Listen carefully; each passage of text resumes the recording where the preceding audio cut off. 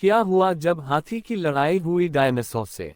बहुत समय पहले की बात है जब धरती पर विशालकाय डायनासोरों का राज हुआ करता था। उस समय जंगल आज से कहीं ज्यादा घने और रहस्यमय थे। इसी प्राचीन जंगल के बीच एक शांत और हरे भरे इलाके में हाथियों का एक विशाल झुंड भी रहता था और उनका मुखिया था गजनी। वह अत्यंत बुद्धिमान और शक्तिशाली हाथी था, जिसके दांत बर्छी की तरह नुकीले और मजबूत थे और उसकी दहाड़ से पूरा जंगल गूंज उठता था। गजनी केवल ताकतवर ही नहीं था, बल्कि वह अपने झुंड की सुरक्षा के लिए हमेशा चौकन्ना रहता था। लेकिन जंगल के दूसरी ओर एक काली पहाड़ी के पास कालरक्त नाम का एक भयानक और खूंखार डायनासोर रहता था। कालरक्त का शरीर पत्थर जैसा सख्त था और आंखें अंगारों जैसी जलती थीं और उसके दांत खंजरों जैसे नुकीले थे। उसे जंगल में आतंक का दूसरा नाम कहते थे। उसकी एक भूख की दहाड़ से छोटे जानवर कांप उठते थे और बड़े बड़े जानवर भी रास्ता बदल लेते थे। एक दिन भीषण गर्मी के कारण गजनी का झुंड पानी की तलाश में नदी के उस पार चला गया। अनजाने में वे कालरक्त के क्षेत्र में घुस गए थे। कालरक्त कई दिनों से भूखा था और शिकार की तलाश में था। जब उसने हाथियों के विशाल झुंड को अपने इलाके में आते देखा तो उसकी लालची आंखें चमक उठीं। खासकर गजनी को देखकर कालरक्त के मुंह से लार टपकने लगी। वह जानता था कि गजनी एक कठिन शिकार होगा, लेकिन उसकी भूख ने उसे चुनौती लेने के लिए प्रेरित किया। कालरक्त ने अचानक जंगल को चीरती हुई एक डरावनी दहाड़ लगाई। ये दहाड़ इतनी भयानक थी कि जमीन तक कांप उठी। गजनी ने तुरंत खतरा भांप लिया। उसने अपने झुंड को एक सुरक्षित घेरे में इकट्ठा किया और खुद सबसे आगे खड़ा हो गया। उसने अपनी सूंड ऊपर उठाए और कालरक्त की दहाड़ के जवाब में एक जोरदार चिन्हार लगाए। ये युद्ध की घोषणा थी। अगले ही पल कालरक्त एक तूफान की तरह उन पर झपटा। उसने सीधे गजनी पर हमला किया। ये लड़ाई केवल दो जानवरों की नहीं थी, ये जंगल के दो सबसे ताकतवर और विशाल जीवों की टक्कर थी, एक प्राचीन काल का शिकारी और एक आधुनिक युग का दिग्गज। कालरक्त ने अपने विशाल जबड़े खोले और गजनी के पैर को दबोचने की कोशिश की, लेकिन गजनी बिजली की फुर्ती से पीछे हट गया।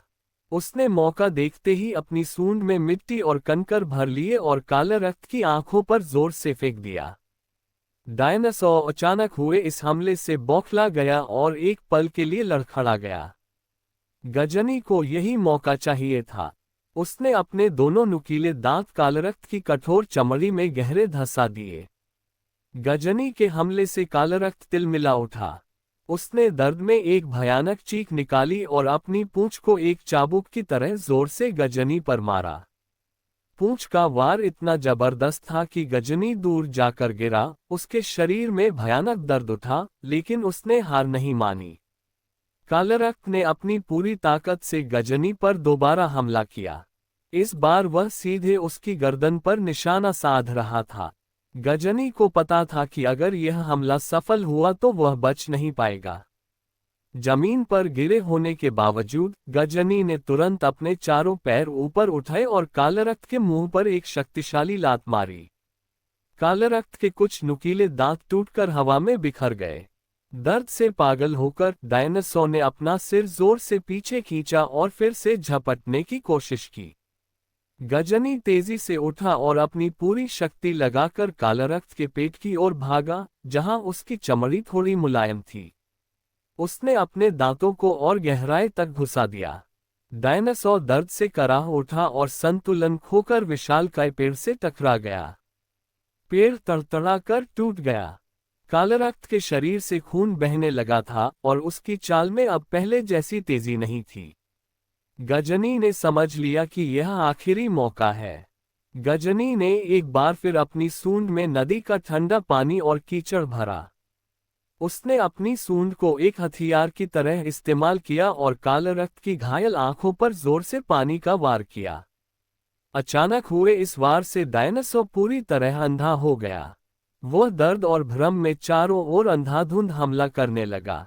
गजनी ने अपनी पूरी ताकत, अपना सारा गुस्सा और अपने झुंड की सुरक्षा का संकल्प अपने एक अंतिम हमले में झोंक दिया। उसने अपनी सूंड से कालरक्त का एक पैर पकड़ा और उसे अपनी पूरी शक्ति से जमीन पर दे मारा। डायनासोर की कठोर हड्डियां टूटने की भयानक आवाज आई।